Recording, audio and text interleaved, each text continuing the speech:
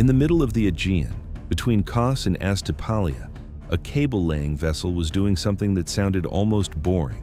It was laying infrastructure on the seabed. No missiles, no fighter jets, just a ship, a cable, and a line under the water. Then, a Turkish missile boat moved in. The vessel was the Ocean Link. The Turkish commander claimed the area fell under Turkish jurisdiction. The Greek frigate Adrius answered by radio. The work continued. The Turkish vessel left. This was not isolated. That same week, Turkish F-16s violated Greek airspace, intercepted. Near Emia, a Turkish Coast Guard crew turned a mounted machine gun toward Greek fishermen. They withdrew only when a Greek patrol arrived. 3 domains: naval, aerial, Coast Guard. 1 coordinated pattern, 1 week. Behind all of it, 1 invisible line, the 25th Meridian. Ankara increasingly acts as if Turkey holds the right to decide what the Aegean carries, who builds it, and who profits from it. Every headline asked how dangerous Erdogan's move has become. Wrong question. The right question is why Greece appeared completely unshaken. No alarm, no emergency summits, no crisis language. Because only days later, Ankara confirmed what its navy had already been rehearsing. Turkey is preparing to write the Blue Homeland Doctrine, Mavi Vatan, into domestic law. What every headline missed, Greece did not just see this coming. Greece built the answer before Turkey wrote the question.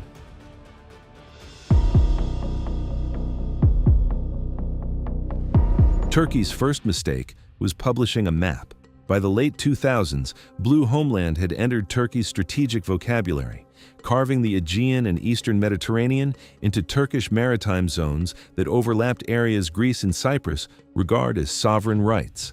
Ankara intended it as a declaration of ambition. What it actually did was give Greece a blueprint.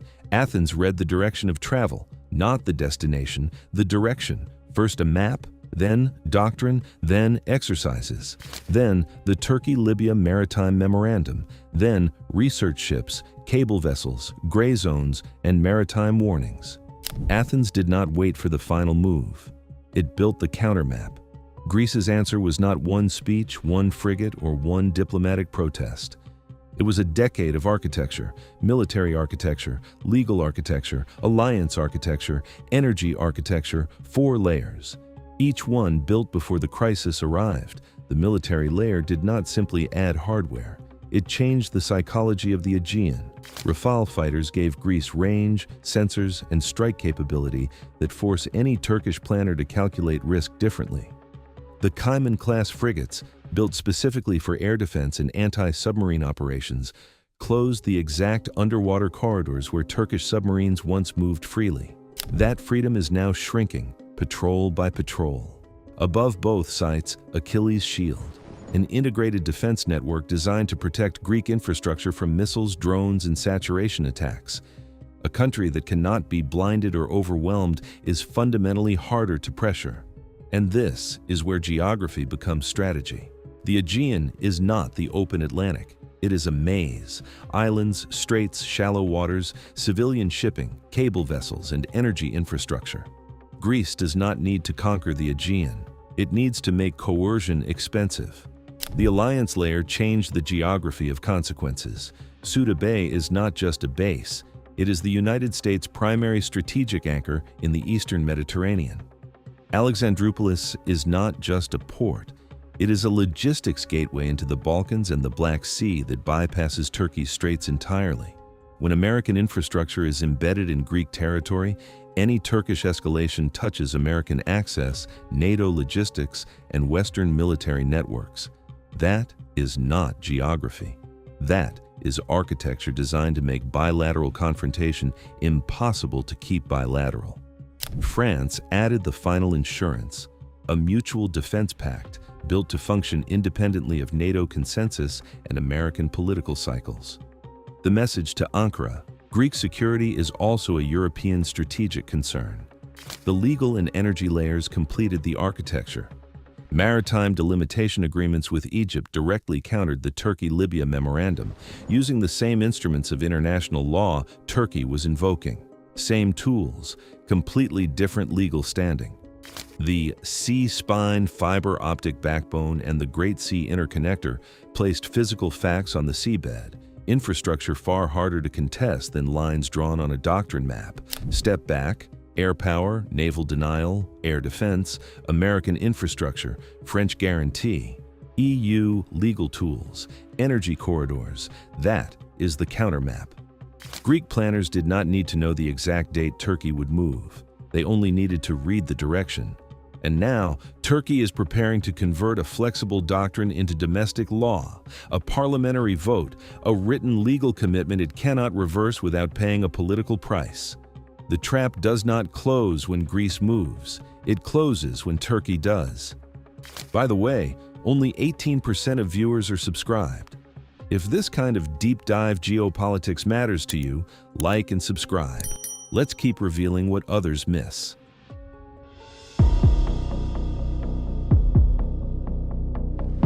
Let us be precise about what Turkey is actually preparing to do, because most of the coverage has not been.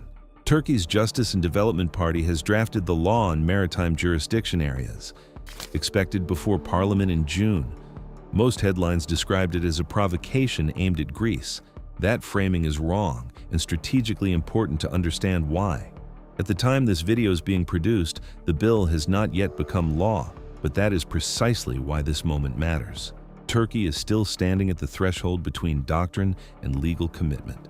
It is a cage Erdogan is building around himself. Here is what the bill actually contains: a 200-mile exclusive economic zone that overlaps Greek, Cypriot, Egyptian, and Israeli recognized maritime zones simultaneously.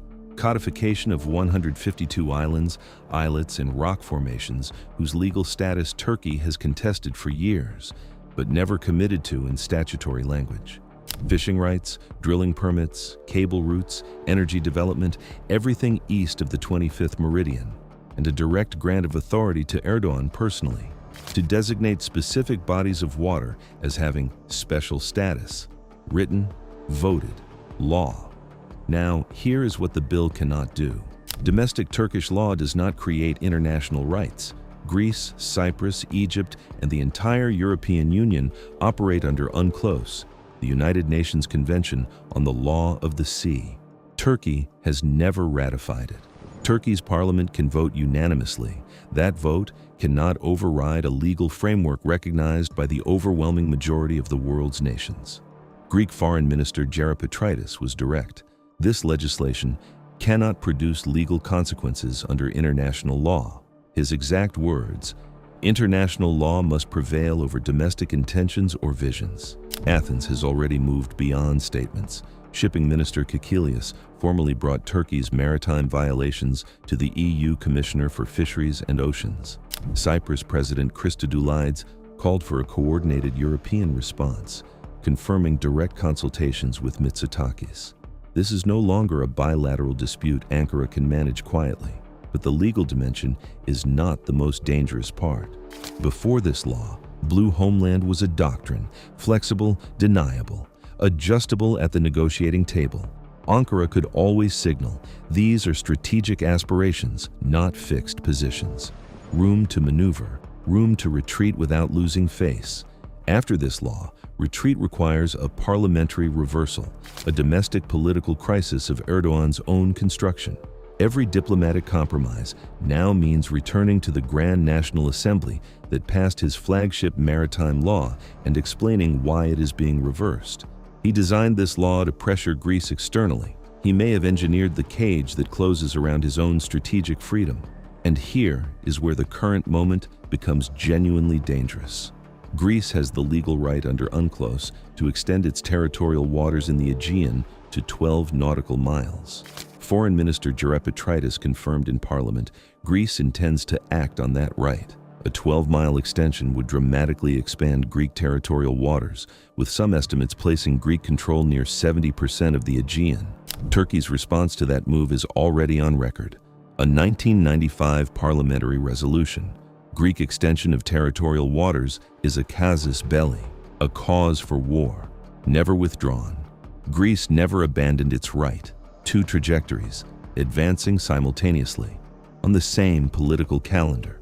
So why would Erdogan choose this moment? With Turkey's economy under pressure, its alliances strained, and its navy already being answered by Greek frigates, to make the map harder to reverse? The answer is not only in the Aegean, it is inside Turkey itself.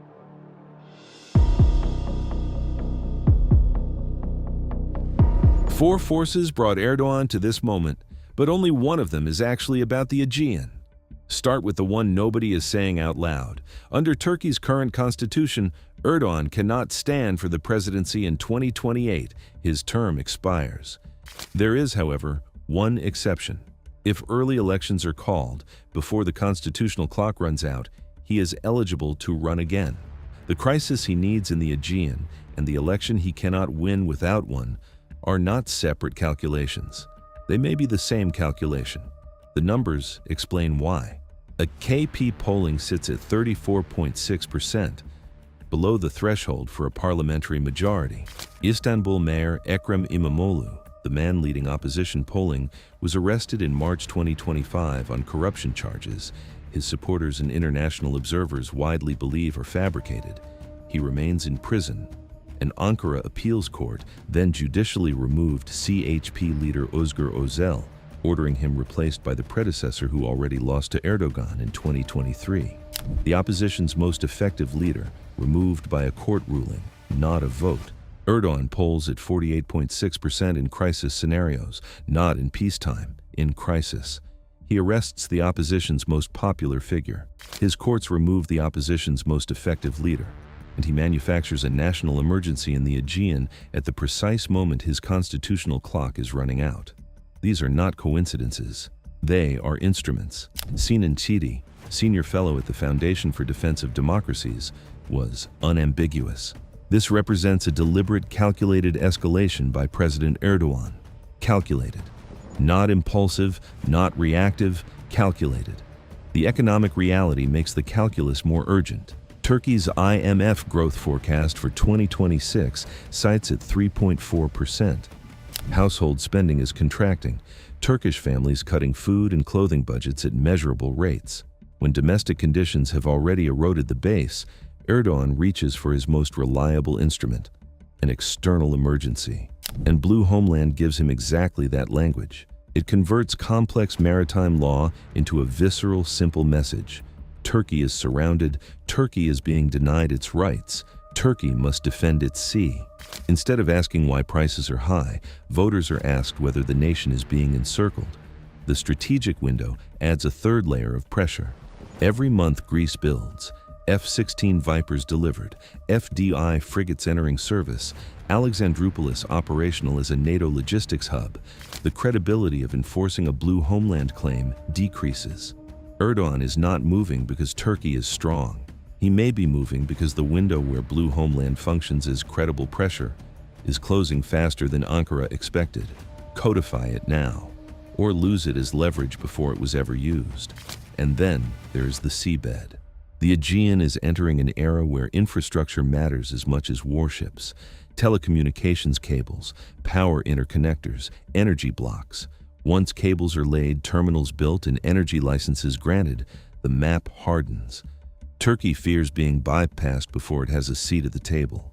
Blue Homeland is Ankara's attempt to insert itself into every cable route, every drilling permit, every energy decision, before those projects become irreversible facts on the seabed. Finally, EFES 2026. Over 10,000 personnel, 50 nations, amphibious landings and live fire on the Aegean coast, with Libya and Syria both participating. Turkey's own footage backfired immediately. Greek defense analysts used Ankara's amphibious drills as the precise justification for maintaining the island military infrastructure Turkey has spent years demanding Athens remove. The demonstration of force became the argument for the defense it was designed to dismantle. One man orchestrating judicial removals, engineering crises, and staging military exercises on the Aegean coast, while the constitutional clock on his presidency runs down. Greece is not his primary audience, so when the road finally runs out, what happens next? That is what the final chapter answers.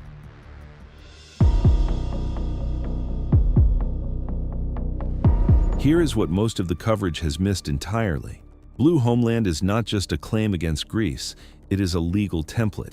If Turkey successfully codifies a domestic law that overrides international maritime consensus, and the world accepts it without consequence, then every government with a territorial grievance learns the same lesson.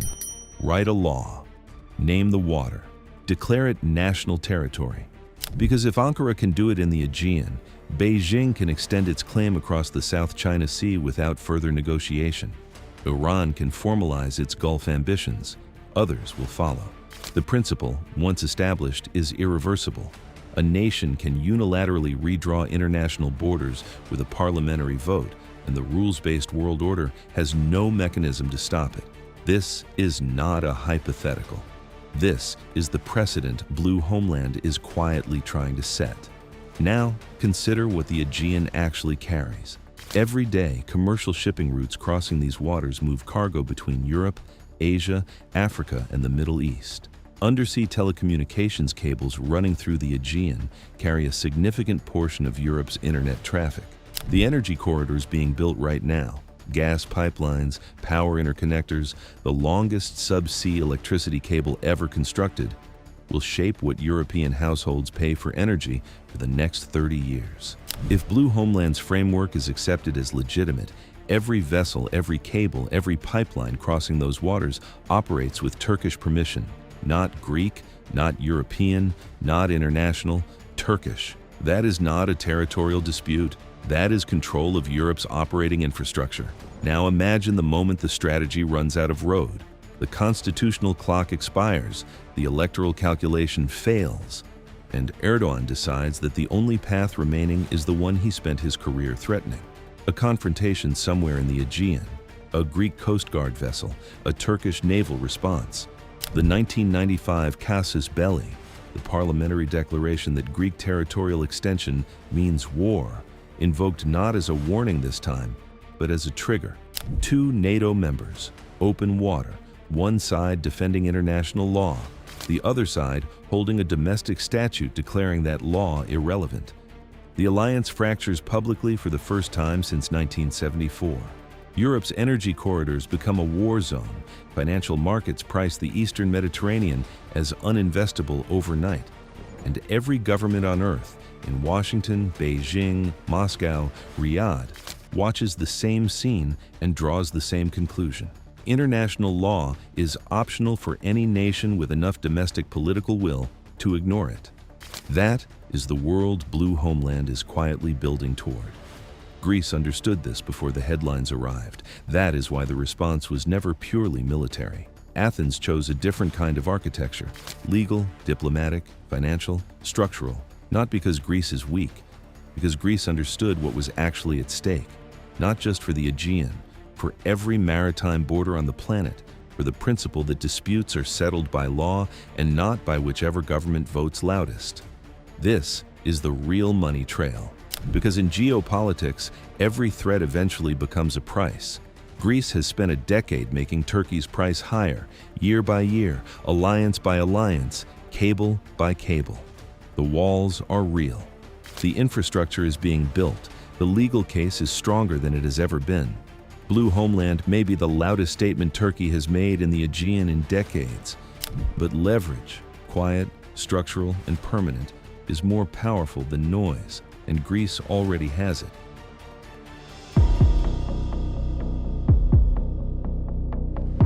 Turkey is preparing to turn Blue Homeland, Mavi Vatan, from doctrine into domestic law. Greece spent the last decade turning the Aegean into leverage, military, legal, energy, and alliance architecture built before the crisis arrived. The missile boat that moved against the ocean link did not wait for the law to pass. The law does not wait for the military balance to become perfect. And Greece did not wait for any of it, because Athens read the direction of Turkish strategy long before Ankara committed to it in writing. If the Blue Homeland Bill passes, it will not erase what Greece built. It will confirm what Greek planners already understood, that every Turkish move now triggers more actors, more legal costs, more scrutiny, and more diplomatic weight. Blue Homeland is also a signal that domestic law can override international consensus. That doctrine, once codified, becomes someone else's template. The trap is not a Greek victory. It is a Greek leverage position, and the most dangerous question is not what Greece does next. It is what Erdogan does. When the constitutional clock is running out, the economy is bleeding, and he realizes the old threat no longer works the way it used to. Today's sponsor is you. No algorithm decides what gets made here. No advertiser shapes the angle. This documentary exists because viewers who take geopolitics seriously chose to support deeper, independent analysis. If you want more work like this, more research, earlier access, and the knowledge that you are helping this channel stay independent, membership is open. The link is below. And if this was your first Money Trail documentary, the 2 videos on screen right now continue the story. Watch them next, because the Aegean crisis is not an isolated event. It is part of a much bigger map.